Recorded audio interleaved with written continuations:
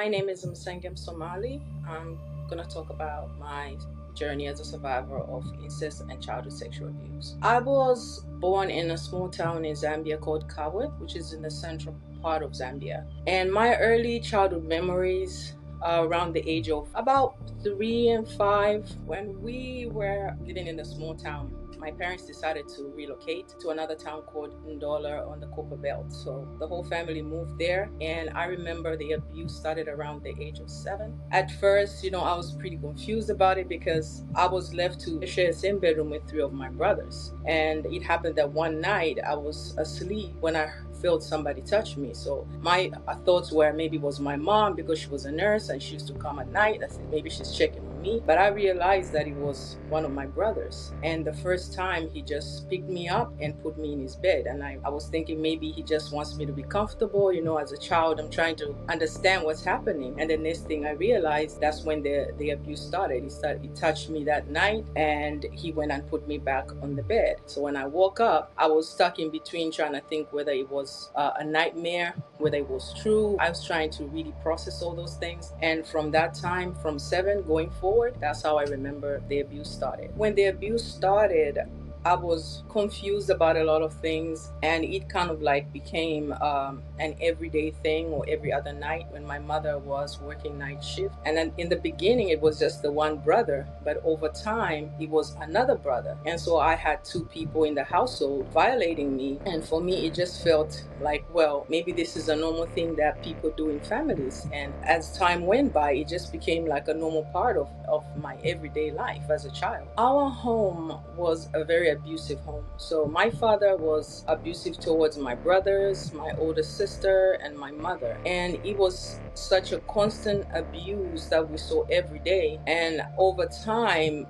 my whole family was just like a home of chaos. And when he wasn't home, everything was calm. But the moment he walked through the door, everybody was scared. My mother was not herself anymore. We were in fear for our lives. Like, it was a constant struggle just to deal with the dynamics at home. One of the things that he did that I would call like the redemption fight is where he would tell my brothers to fight, and whoever was the one that won the fight, he was going to be spared of beatings. And that's just how terrible the abuse was. And if my mother tried to step in and stop him, he would hit her as well. So on most days, my brothers and my sister and my mother, when she was home, would be in the living room. We loved to watch television together. And the moment that my father would come home and we hear his car outside, everybody would be scared. And as soon as he walked through the door, he would tell my mother he was trying to reach her at her job. They said she wasn't there, or maybe she was not just responding to his request us to find out where she was, or maybe she had passed through the grocery store or something. And my father would get so upset with her. And my older sister always tried to defend my mother, but always he would just overreact, and he would get angry with everybody at home. So the beatings were that when my mother could not really convince him that she didn't do anything wrong, he would turn to my brothers and he would say, "You are weak and I need you to fight." And he would say, "Well, you're watching television, let's do another kind of show." And he would tell my brothers to fight. Most of the fights, because they were so violent and brutal, my brothers would normally have bumps on their foreheads, and sometimes they would have a busted lip. And my father's choice of hitting was normally a belt. He had a leather belt. My mom, it was normally punchings, kickings, and twisting her arms, and that's the kind of beating she had. So the abuse started around the time I was 7 years old, and my oldest brother that first violated me, he was like 4 years older than me. Then the young one, who was my immediate elder brother, was like 2 years older than me. I would say the abuse that I suffered while my brothers were going through their own abuse with my father, I would say when he passed, I was like 10, and then we moved with my mom. And when we moved there, I was around the age of 13, 14, and the abuse was still ongoing. So my brothers, unfortunately, the oldest one died. I think I should have been maybe 17. But prior to that, before I went to boarding school, when my father died, the abuse kind of just took another turn, because when my father was not there, it seemed like my brothers still wanted an outlet, so they turned to my mother. So my brothers would hit my mom, and I would also be going through the sexual abuse when she wasn't there. I feel that when my father died and my brothers were angry, they were angry because most of the time they would tell my mom, you didn't protect us, you were not there for us. They really like put a lot of pressure on her, like just to give them answers as why she didn't defend them. And I was going through my abuse as well. Like the abuse just continued. And then for the abuse that I went through, it was more like, now you can't tell anybody, you can't go nowhere. They always said, well, if you tell somebody, they're going to say that you were participating. And they made me feel all the time like it was my fault, I deserved it. I would go home and face the same thing, and it just made me angry as a young woman. Like I was almost like thinking about taking my life. I was suicidal at one point. And I remember taking my mother's, because she had like a medicine cabinet, I remember taking medications out of there and just taking a lot of them. And I had felt so lightheaded, and I went to bed to sleep, and I woke up after some time. So I just kind of slept through it.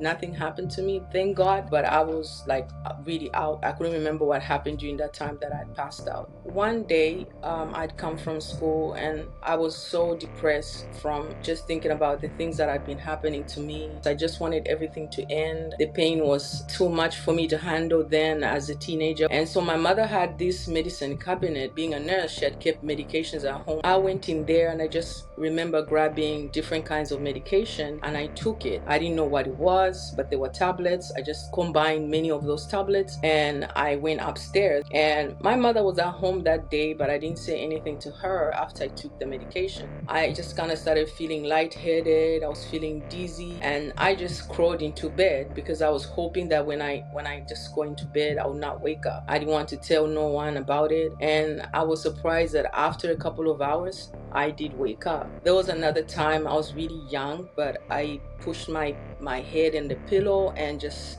pressed my head down really hard, and I was thinking that I would suffocate myself, and nothing happened. So around the age of 8 or 9, my father got sick. And when he got sick, the abuse slowed down. It almost came to a stop because he wasn't physically able to do what he was doing to the family. And when he was sick, my mother started to care for him. You would think, after all the abuse that he put her through, she would leave him when he was in that kind of position because she would have totally the physical power to do so. She stuck with him, and he was continuously sick until he passed, like I think a year or two after he got sick. And from what I understand, I know by then he had AIDS. And how I know this is because this is something that also my mom had. That's the thing that she passed from a few years later after his death. And for me, even though my father was not physically able to do what he was doing to my brother, and I was happy about it, my own abuse carried on. It may have been a break for my mother and my siblings, but for me, it wasn't. So from the age of 7, around the time my dad passed, even when he was at home, even when he was around, they still did it to me because I still shared the same bedroom with them. And my mother was now occupied with caring for my dad, so there was not much supervision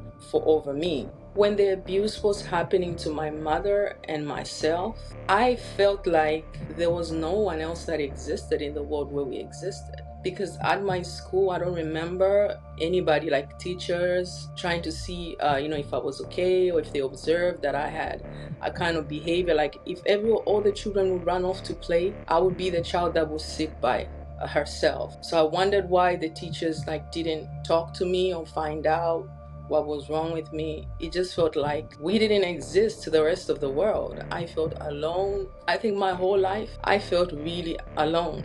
there was no one that defended me. I was angry for the longest time with my mother too, because I felt that she didn't pay much attention. She was a nurse, and I asked myself, shouldn't she have observed something wrong with me, or my sister at least? For some reason, they were not close to me at all. My mother was close to my oldest sister, but not to me. And I wondered why it was like that, because I feel like I needed the protection the most as the youngest, and I didn't get any. I just felt alone. Having been neglected that way, I felt angry. I had a lot of anger. I had a lot of pain. I had a lot of animosity towards even people that were not involved in the process. Like, it just felt like, you didn't notice? Like, I spoke to my aunt one time and she said to me, well, you complaining about you being abused. Do you know that it's happened to other people in the family? You're not alone. And you're making that a big deal. And this was my mom's sister. And I said to myself, how do you respond to somebody like that? More to say, you think you deserve to be heard. There are others that went through this and they don't talk about it. And it just felt like, now I hear that some of my cousins have been talking about it now because it happened in the family.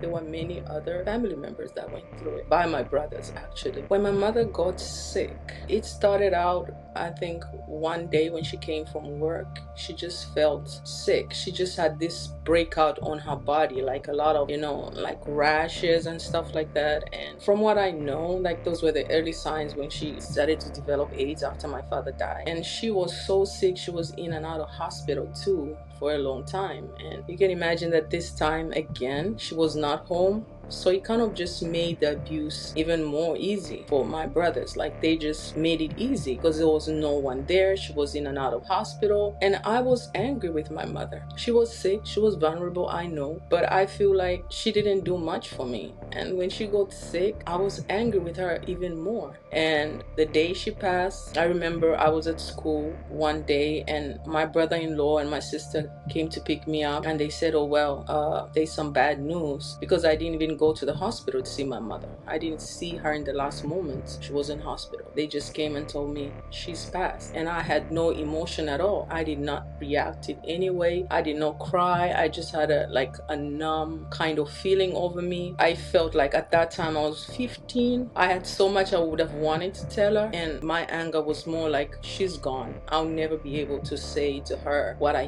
feel. When my mom passed, there was a decision that I needed to, go to boarding school. And so my brothers, once again, they had nowhere to go. And so my sister with her husband decided to take them in. That was a good gesture. And they were still, teenagers, and they needed to finish their high school and all these things. But then the sad part of it is, when I went to boarding school, it was an escape for me, but it wasn't an escape for my sister. My brothers actually turned against her as well. So while I was at boarding school and I was in a new environment, I was not being abused anymore. My sister, over the holidays when I would go home, she would experience the same violence that my mother experienced. My brothers, they were once again a terror to the family. So a few months later, after I'd gone to boarding school, one of my brothers got sick, and he was an alcoholic, and he was struggling with a lot of things. I guess, from thinking about it now,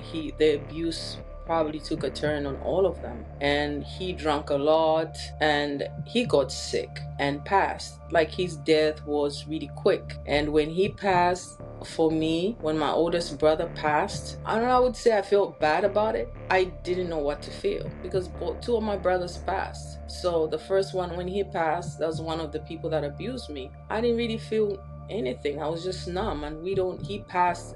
It was kind of a feeling of relief, kind of, that he's not gonna do this to other people. Well, hopefully he didn't do it to other people, but from what I hear, he did do this to other people. But then one brother died, and then another one. So two of my brothers passed, but there was a couple of years between them when they died. So one of my outlets after I'd been through all the abuse was writing a book. I'd suppressed my feelings for a very long time, and so one day one of my friends said to me, have you ever thought about writing a book? I said, no. She said, you might want to write that because some kind of therapy. And I'm a type of person, I love to write. And so I wrote this book, Glow After Pain. At first, I didn't really have a title for it.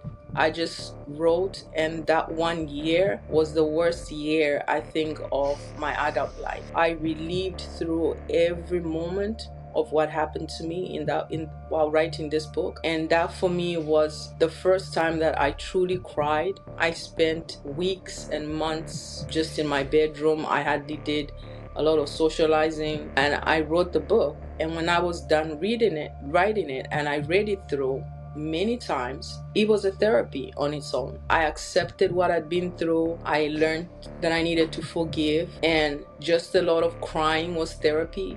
And then talking to friends during that process that were there for me was a therapy. When I came home from boarding school, I was about 19, and I met a young man. He was like 2 years older than me, so he was like 21, and we started a relationship. I just come from boarding school. I was excited about stepping into the real world, and when we started the relationship, my sister was sick, and so at one point I didn't want to stay at home anymore, and I left home. And even though it was not the ideal situation, I wanted to leave home, and I moved in with him. It was not too long after I moved in with him when he became abusive, and I didn't really know how to respond to that abuse because I'd been through it many times in my life. And so I just embraced it because I loved him. I would say it was my first love, so I accepted it. And I feel now, when I look back, I accepted it because that's what my mom went through. So it felt like just, it happens to people, this is normal. I still carried on with that same idea that it's normal, and I loved him, but I felt that it was the wrong kind of love. I just thought that maybe he was a support system, but he wasn't really a support system.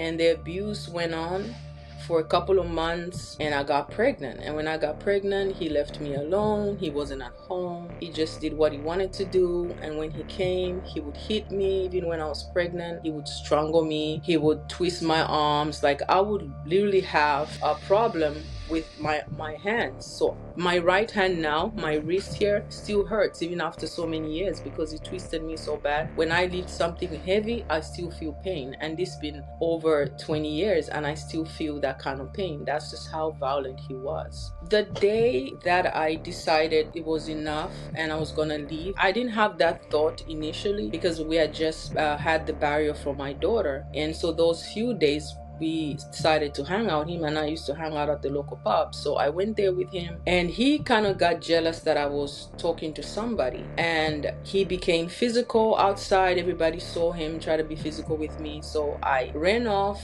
I went home, and he came home too as well, and he started hitting me. And I said, you know what, this is enough. I'll need to go now. Then he said, well, he grabbed the scissors and said, well, if you go, it's not possible that you would go anyway because one of us in here is gonna die. It's not me. And so he grabbed the scissors and he was gonna stab me with it. And I said, no, wait, I'm not gonna leave you. But at the back of my mind, I said, when he falls asleep or there's an opportunity, it's time for me to leave, because at that point he had destroyed all my clothes, all my shoes. He had cut them up with the same scissors. He had piled them up, and I was scared for my life. His actions were extreme that day, and after he fell asleep, because we were both intoxicated, but I was as intoxicated as he was. So as soon as he fell asleep, I grabbed the little of the stuff that was left of mine, and I climbed through the window because he had locked the door and hid the key in his pocket and slept. So I had to open a double window and jump out of that window, and I left. His mom lived not too far. Like, we lived in a back house at the mom's home. I went to her and I explained to her what happened, and she said, you have to go for sure, because I don't want my son hurting you. And so she understood, and I left, and she let me sleep on the couch. In the morning, I had to go to one of my sister's best friend's house.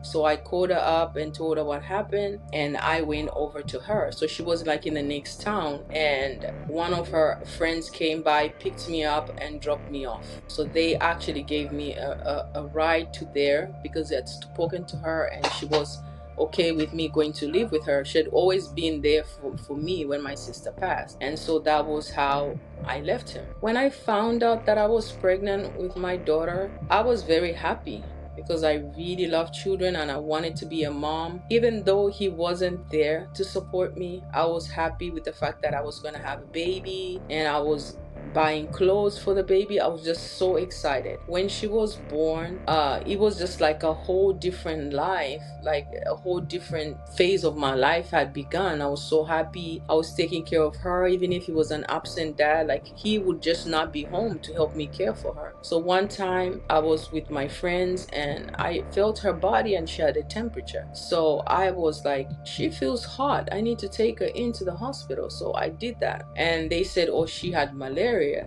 So they gave me some medication, which I gave to her, but then she didn't recover. She was just getting worse. And so I took her to the hospital because she just could not breathe properly anymore. So his mother was there. She wasn't really my mother-in-law, but I would say, his mother. And she said, well, this child is not breathing properly. You need to take her to the hospital. And so we did. And while there, they had to, put her on like some oxygen to help her breathe. She was in one hospital for about a week. They said, well, because she's had so many, antibiotics given to her, we're trying to figure out what's wrong with her. She's got sepsemia, and so she will need to be moved to a specialist at another hospital. And all of this time, I was alone in the hospital. It was just a lot of stress, a lot of anxiety. I was like, what's happening with my daughter? When they finally moved her to another hospital, it was kind of too late. She was not breathing as she would. Like, the breathing was just worsened, because the hospital where at first said they did not have enough oxygen, so they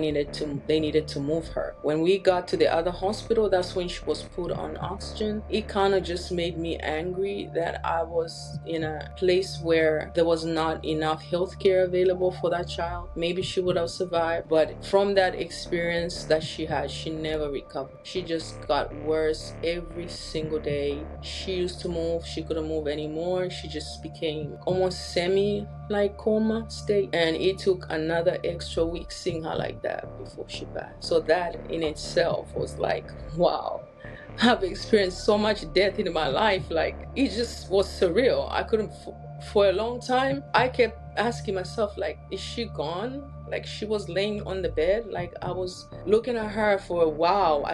They couldn't take her body because I wanted to just hold her. And I said, I don't think she's gone, because death to me was like, what is this? I was only like 21 at that time when she passed, because she was only 2 months, 3 weeks when she passed, about there. It's been such a long time. I have very vivid memories of her, because that was the one pain in my life that I blocked out. I never really talk about her passing. I wanted my daughter so bad that I was always with her, playing with her. I would put on my bag, I would feed her, I would visit friends with her. It may have been a short period of time that I spent with her, but I created so many beautiful memories. I think I wanted very much to live my childhood through her, so I made sure I was a good mom. I gave her what she needed, but I created so many beautiful memories with her that when she passed, I wanted so badly to hold on to those memories, but I guess the trauma was so much that I even forgot her date of birth. I cannot remember none of that stuff. Her date of birth, I remember the hospital she was born in, but I have no pictures of her. I have no clothes of hers. I used to have those things, but over time, because of the way my life was, I lost a lot of those memories. And it just kind of comes down to, I don't have memories of my family either. The family pictures, I have no such memories. And so I hang on to the little memories that I have. It's been over 20 years that my parents been gone, and it was a long journey trying to get to where I am today. I went through suicidal thoughts, depression, pain, anger, and forgiveness. I just did not function the way I should have. But over the last 10 years, I've had to really work on a lot of things, and I started to work with nonprofits to help other people. I've always worked in a capacity where I have to help people. Like, I just feel that, everybody needs help. When you can give it, give it. So I've been the type of person, I work with organizations that give back. And over the years, after working for those organizations, I have now like 2 beautiful daughters, one that was born in 2007, and I have one one that was born here in the US in 2020 during the pandemic. Both of these children, I've just added so much value to my life, and every single day I just tell myself I want them to have a good life, be raised the way I was never raised, and I want the best for them. They're my life, they're my world. I love them so much. After going through a traumatic and abusive childhood, it's really affected me in a way that I would say sometimes it can be a positive and other times it can be a negative. I would say the positive in a way that I am more overprotective of my daughters. I'm always cautious with who is around them and who I can allow in their space. I'm more guarded. As a mother, I just do not trust anybody around my children. Like I say, it can be a positive thing, can be a negative thing, but I always work on one assumption: better safe than sorry. My advice or encouragement to other survivors is that, first of all, I want to say you're not alone. There's so many of us that have been through this kind of abuse, different kinds of traumas, and that can affect the way that we relate with others and how we feel about ourselves. I will say this: no one should make you feel differently about yourself just because they were selfish enough to take away what was so precious from you. They can abuse you, they can want to destroy you and just make you feel like you have no voice, but you do have a voice. And the voice that you have is one that, I can overcome this. When I first came out to talk about my story, a lot of people were receptive of the story, but there's some people that will make you feel like you're making it up, this cannot be real. And that's one of the things that many survivors struggle with, coming out to talk about it, because there's a lot of people that are always into the name calling. They don't understand the process that we have to go through as survivors, and that keeps a lot of women from speaking up. But I'm above those kind of people, because at the end of the day, it's my story, it's my journey, and no survivor should feel that they have to hold back telling their story because how someone else feels. It's their story, they own it, and they should tell it how they want and in the way they choose to. That's how we just reclaim the voice as survivors, by telling our stories how we want and how we choose to, whether people accept it or not.